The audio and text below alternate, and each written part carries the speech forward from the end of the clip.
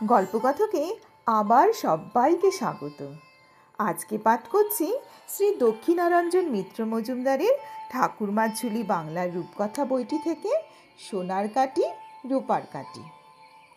এক রাজপুত্র, এক মন্ত্রীপুত্র, এক সওদাগরের পুত্র আর এক কোটালের পুত্র, চারজনই খুব ভাব।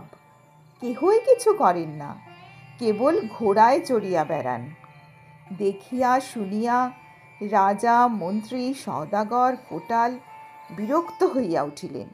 বলিয়া দিলেন, ছেলেরা খাইতে আসিলে ভাতের বদলে ছাই দিও। মন্ত্রীর স্ত্রী, সওদাগরের স্ত্রী, কোটালের স্ত্রী কি করেন? চোখের জল চোখে রাখিয়া ছাই বাড়িয়া দিলেন। ছেলেরা অবাক হইয়া উঠিয়া গেল। হাজার হোক পেটের ছেলে, তার সামনে কেমন করিয়া ছাই দিবেন? রানী তাহা পারিলেন না। রানী পরমান্ন সাজাইয়া থালার এক কোণে একটু ছাইয়ের গুঁড়া রাখিয়া ছেলেকে খাইতে দিলেন। রাজপুত্র বলিলেন, মা, থালে ছাইয়ের গুঁড়া কেন? রানী বলিলেন, ও কিছু নয় বাবা, অমনি পড়িয়াছে। রাজপুত্রের মন মানিল না, বলিলেন, না মা, না বলিলে আমি খাইব না। রানী কি করেন, সকল কথা ছেলেকে খুলিয়া বলিলেন। শুনিয়া রাজপুত্র মায়ের পায়ে প্রণাম করিয়া উঠিলেন। চার বন্ধুতে রোজ যেখানে আসিয়া মিলেন, সেইখানে আসিয়া সকলকে জিজ্ঞাসা করিলেন, আজ কে কেমন খাইয়াছ? সকলেই মুখ চাওয়াচাই করেন। তখন রাজপুত্র বলিলেন, ভাই, আর দেশে থাকিব না, চলো দেশ ছাড়িয়া যাই। সেই ভালো, চারিজনে চারি ঘোড়া ছুটাইয়া দিলেন। ঘোড়া ছুটাইতে ছুটাইতে ছুটাইতে ছুটাইতে চার বন্ধু এক তেপান্তরের মাঠের সীমায় আসিয়া পৌঁছিলেন। মাঠের উপর দিয়া চারিদিকে চার পথ। কে কোন দিকে যাইবেন? ঠিক হইল কোটালের দক্ষিণ, সওদাগরের উত্তর, মন্ত্রীর পশ্চিম আর রাজপুত্রের পূব। তখন সকলে মাথার পাগড়ির কাপড় ছিঁড়িয়া চার পথের মাঝখানে চার নিশান উড়াইয়া দিলেন। যেই যখন ফিরুক, অন্য বন্ধুদের জন্য এইখানে আসিয়া বসিয়া থাকিবে। চার ঘোড়া চার পথে ছুটিল। সারা দিনমান চারজনে ঘোড়া ছুটাইলেন। কেহই কোথাও গ্রাম, নগর, বন্দর, বাড়ি কিছুই দেখিলেন না। সন্ধ্যার পর আবার সকলেই কোন একই জায়গায় আসিয়া উপস্থিত। সে মস্ত এক বন। রাজপুত্র বলিলেন, দেখো, আমরা নিশ্চয়ই রাক্ষসের মায়ায় পড়িয়াছি, সাবধানে রাত জাগিতে হইবে। কিন্তু ক্ষুধায় শরীর অবশ, দেখো কিছু খাওয়ার পাওয়া যায় কিনা। সকলে ঘোড়া বাঁধিয়া খাবার সন্ধানে গেলেন। বনে একটিও ফল দেখা যায় না, কোনো জীবজন্তুও দেখা যায় না, কেবল পাথর, কাঁকর আর বড় বড় বট, পাকড়, তাল, শিমুলের গাছ। হঠাৎ দেখেন একটু দূরে এক হরিণের মাথা পড়িয়া রহিয়াছে। সকলের আনন্দের সীমা রহিল না। কোটালের পুত্র কাঠ কুড়াইতে গেলেন, সওদাগরের পুত্র জল আনিতে গেলেন, মন্ত্রীপুত্র আগুনের চেষ্টায় গেলেন। রাজপুত্র একটা গাছের শিকড়ে মাথা রাখিয়া গা ছড়াইয়া শুইয়া পড়িলেন। রাজপুত্র ঘুমে। কাঠ নিয়ে আসিয়া কোটাল দেখেন আর বন্ধুরা আসে নাই। কাঠ রাখিয়া কোটাল হরিণের মাথাটি কাটিতে গেলেন। তরোয়াল ছোঁয়াইয়াছেন, আর অমনি হরিণের মাথার ভিতর হইতে এক বিকট মূর্তি রাক্ষসী বাহির হইয়া কোটাল আর কোটালের ঘোড়াটিকে খাইয়া আবার যেমন হরিণের মাথা, তেমনি হরিণের মাথা হইয়া পড়িয়া রহিল। জল আনিয়া সওদাগর দেখেন কাঠ রাখিয়া কোটাল বন্ধু কোথায় গিয়াছে। সওদাগর হরিণের মাথা কাটিতে গেলেন। সওদাগরের ঘোড়া রাক্ষসীর পেটে গেল। মন্ত্রী আসিয়া দেখেন জল আসিয়াছে, কাঠ আসিয়াছে। বন্ধুরা কোথায়? আচ্ছা, মাংসটা বানাইয়া রাখি। বাঁচাও বাঁচাও, বন্ধু কোথায় তোমরা? জন্মের মতো গেলাম। মন্ত্রীপুত্র চিৎকারে রাজপুত্র ধর্মর করিয়া উঠিয়া বসিলেন। দেখেন কি সর্বনাশ! রাক্ষসী! রাক্ষসী মন্ত্রীপুত্র আর মন্ত্রীপুত্রের ঘোড়া খাইয়া রাজপুত্রের ঘোড়াকে ধরিল। তরোয়াল খুলিয়া রাজপুত্র দাঁড়া। রাজপুত্রের পক্ষীরা চেঁচাইয়া বলিল, রাজপুত্র পলাও পলাও, আর রক্ষা নাই। রাজপুত্র বলিলেন, পলাইব না, বন্ধুদের খাইয়াছে, রাক্ষসী মারিব। রাজপুত্র তরোয়াল উঠাইলেন, চোখ আঁধার, হাত অবশ। রাক্ষসী আসিয়া রাজপুত্রকে ধরে ধরে বনের গাছ পাথর চারিদিক হইতে বলিয়া উঠিল, রাজপুত্র পলাও পলাও। তখন রাজপুত্র দিশা হারাইয়া যে দিকে চক্ষু যায় দৌড়াইতে লাগিলেন। রাজপুত্র এক রাজার রাজ্য ছাড়িয়া আর এক রাজার রাজ্যে, তবুও রাক্ষসী পিছন ছাড়ে না।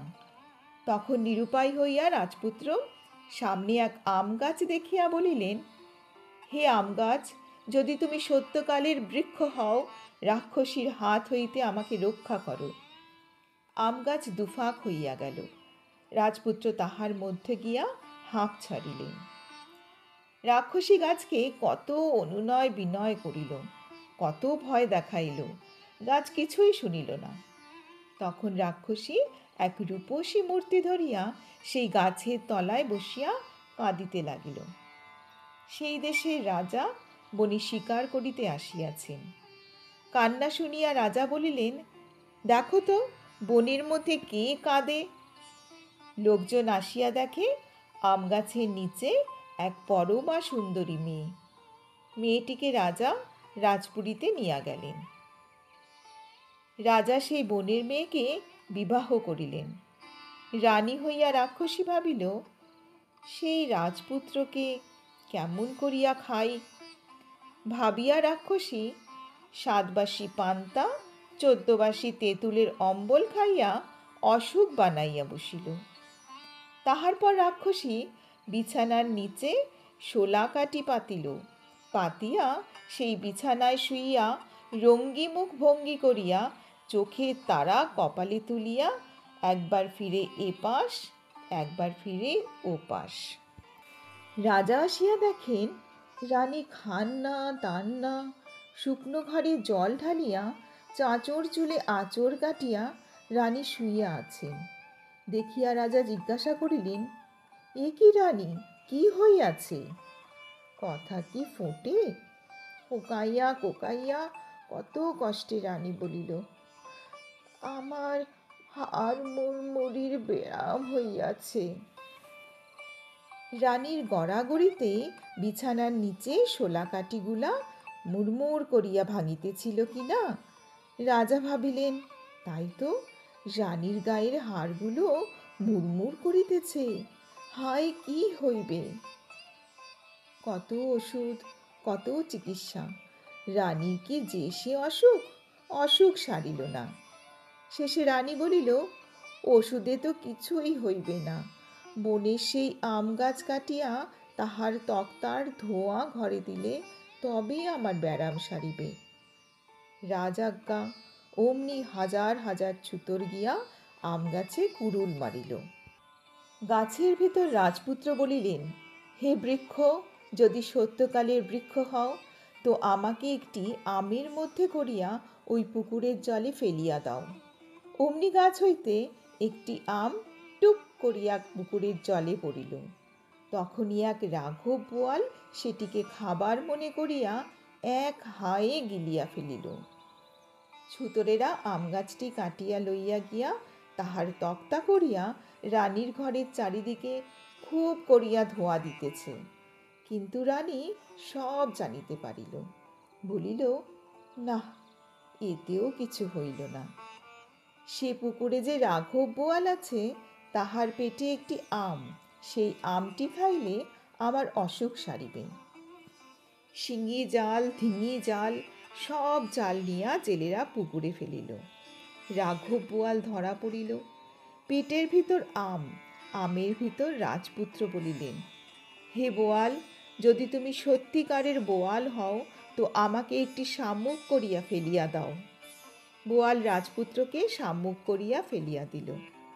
জেলেরা বোয়াল আনিয়া পেট চিরিয়া কিছুই পাইল না। রাজা ভাবিলেন, আর রানীর অসুখ সারিল না।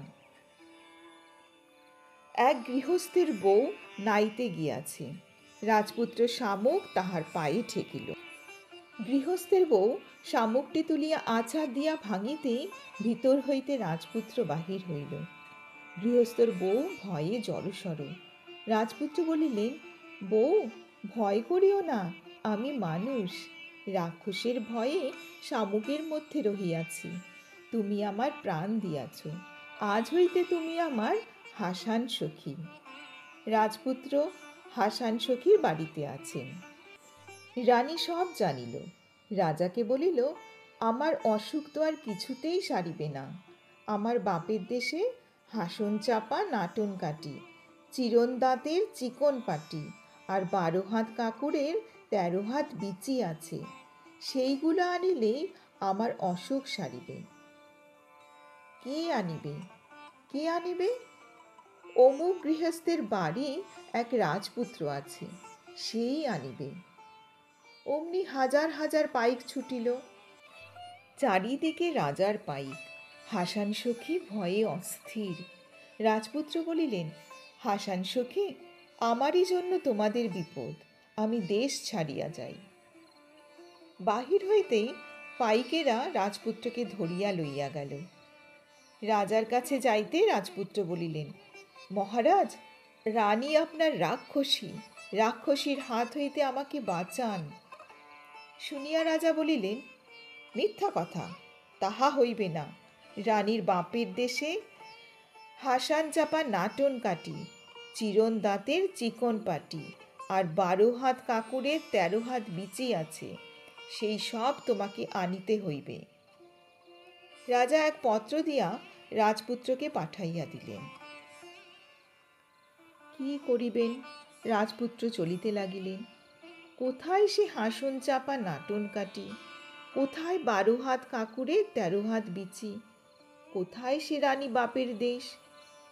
রাজপুত্র ভাবিলেন, হায়, রাক্ষসীর হাত হইতে কিসে এড়াই। রাজপুত্র যেদিকে চক্ষু যায় চলিতে লাগিলেন। কত দিন কত রাত চলিতে চলিতে এক জায়গায় আসিয়া রাজপুত্র দেখেন এক মস্ত পুরী।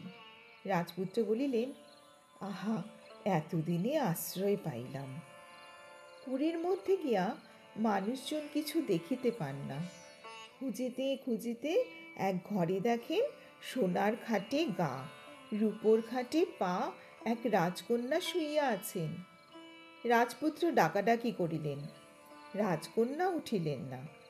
তখন রাজপুত্র দেখেন বিছানার দুই দিকে 2টি কাঠি, শিয়রের কাঠিটি রূপার, পায়ের দিকের কাঠিটি সোনার। রাজপুত্র শিয়রের কাঠি পায়ের দিকে নিলেন, পায়ের দিকের কাঠি শিয়রে নিলেন।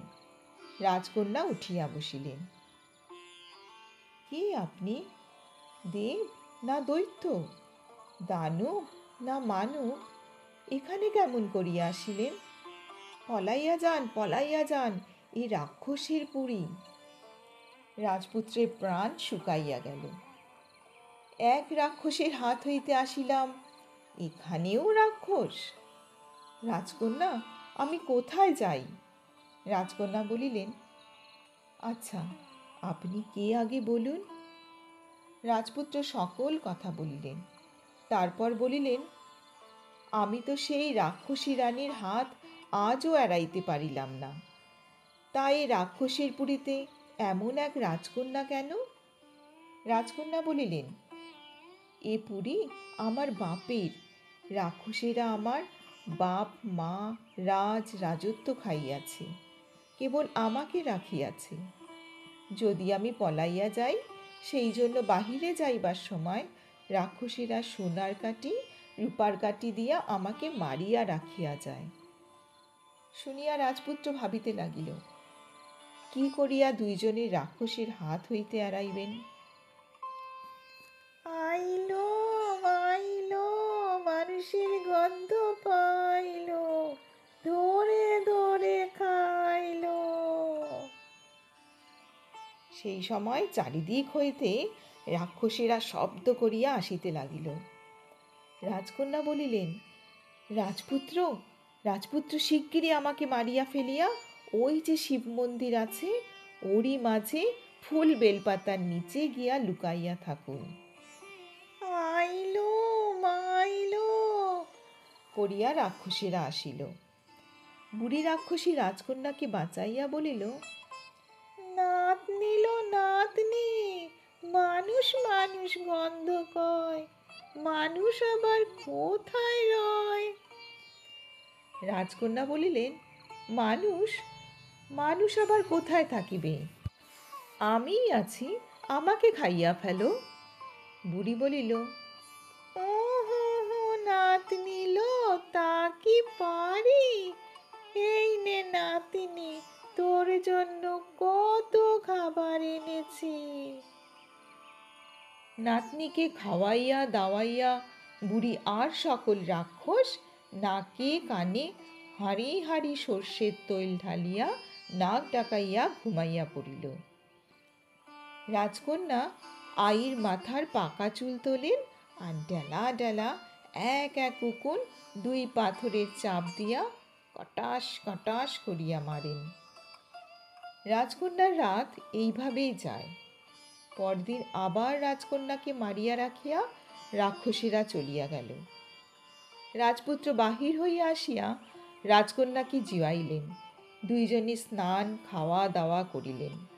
রাজপুত্র বলিলেন, রাজকন্যা, এভাবে কতদিন থাকিব? আজ যখন বুড়ি আসিবে তখন দুই কথা ছল ভান করিয়া ওদের মরণ কিসে আছে তাই জিজ্ঞাসা করিও। আবার রাক্ষসেরা আসিল। রাজপুত্র শিব মন্দিরে গিয়ে লুকাইলেন। রাজকন্যা খাওয়াইয়া দাওয়াইয়া বুড়ি খাটের ওপর বসিল। রাজকন্যা বলিলেন, আইলো আই, কত রাজ্য ঘুরিয়া হাঁপাইয়া হুপাইয়া আইলি, আয় একটু বাতাস করি, পাকা চুল দুগাছা তুলিয়া দি। ওমাল ওমালকে বুড়ি হাসিয়া চোখ দুইটা কপালে তুলিয়া বলিল, হ্যালো হ্যাঁ নাতনি, পাটা তো কটকটি করছে, একটু টিপিয়া দিবি? তার দিব নাই মা। হাড়ি ভরা সর্ষের তৈল আইর পায়ের ফাটলে দিয়া রাজকন্যা আইর পা টিপিতে বসিলেন। পা টিপিতে বসিয়া রাজকন্যার চোখে তেল দিয়া কাঁদেন। এক ফোঁটা চোখের জল বুড়ির পায়ে পড়িল। চমকিয়া উঠিয়া জল ফোঁটা আঙুলে আগায় করিয়া নিয়া জিভে দিয়া লোনা লাগিল। বুড়ি বলিল, নাতনি, তুই কাঁদছিস কেন লো, কেন লো? তোর আবার দুঃখ কিসের? রাজকন্যা বলিলেন, কাঁদি আইমা, কবে বা তুই মরিয়া যাইবি আর সকল রাক্ষসে আমাকে খাইয়া ফেলিবে। কুলার মতো কান নাড়িয়া মূলার মতো দাঁত বাহির করিয়া হাসিয়া আই বলিল, ওরে আমার সোনা নাতনি, মোদের কি মরণ আছে যে মরিব? এই পৃথিবীর মোদের কিচ্ছুতেই মরণ নাই। কেবল ওই পুকুরে যে ফটিক স্তম্ভ আছে তার মধ্যে এক 7 ফনা সাপ আছে। এক নিঃশ্বাসে উঠিয়া ওই সোনার তাল গাছে তালপত্র খাড়া পারিয়া যদি কোনো রাজপুত্র ফটিক স্তম্ভ ভাঙিয়া সাপ বাহির করিয়া বুকের উপর রাখিয়া কাটিতে পারে তবেই মোদের মরণ। তা মাটিতে যদি এক ফোঁটা রক্ত পড়ে তো এক এক ফোঁটায় 7,7,000 করিয়া রাক্ষস জন্ম নিবে। শুনিয়া রাজকন্যা বলিলেন, তবে আর কি আইমা, তা কেউ পারিবে না, তোরাও মরিবি না, আমারও আর কোনো ভাবনা নাই। আচ্ছা আইমা, অমুক দেশের রাজার রানী যে রাক্ষসী, তার আয়ু কিসে আইমা? আর হাসান চাপা, নাটন কাটি, চিরন্দাতের চিকন পাটি, 12 হাত কাকুরের 13 হাত বিচি কোথায় পাওয়া যায় আইমা? আই বলিল, আছে লো নাতনি, আছে। যে ঘরে তোর বাপ থাকতো সেই ঘরেই আছে। আর সে ঘরে যে এক সুখ, তারই মধ্যে আমার মেয়ে সেই রানীর প্রাণ। কাউকে যেন কোষ নে নাতনি, সব তো আমি তোকেই দেব।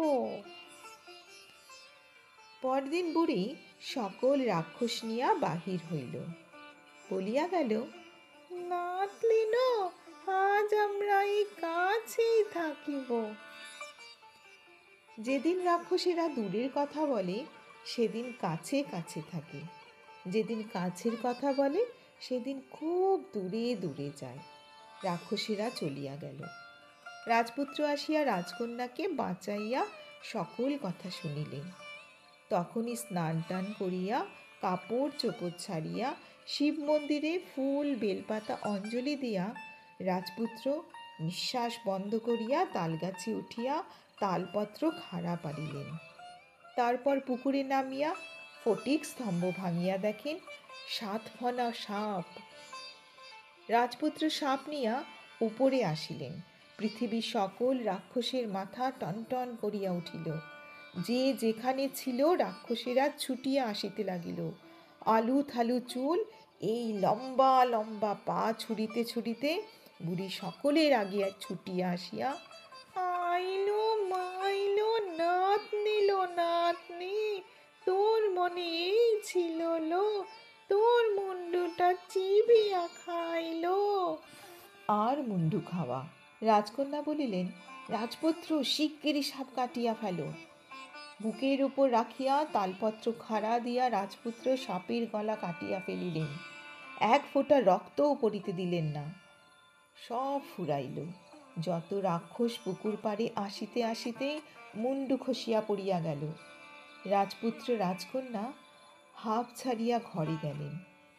এক কুটুরিতে হাসান চাপা, নাটন কাটি, চিরন্দাতের চিকন পাটি সব রহিয়াছে। আর এক সুখ পাখি ছটপট করিয়া চেঁচাইতেছে। সব লইয়া রাজপুত্র বলিলেন, রাজকন্যা, আমার দেশে চলো।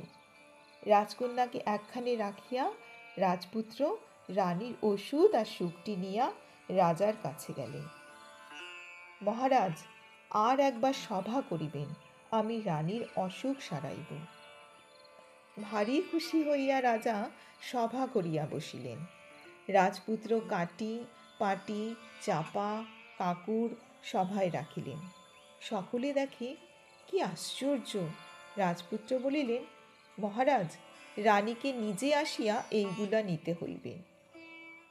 রানীর তো ওদিকে হাড় মুড়মুড়ি গিয়া কলজে ধরফড়ি ব্যারাম হইয়াছে। ছেলেটা তো সব নাশ করিয়া আসিয়াছে, আজ ওকে খাবো, রাজ্য খাবো, রাজ্য খা। সভার দুয়ারে রানী পা দিয়াছে।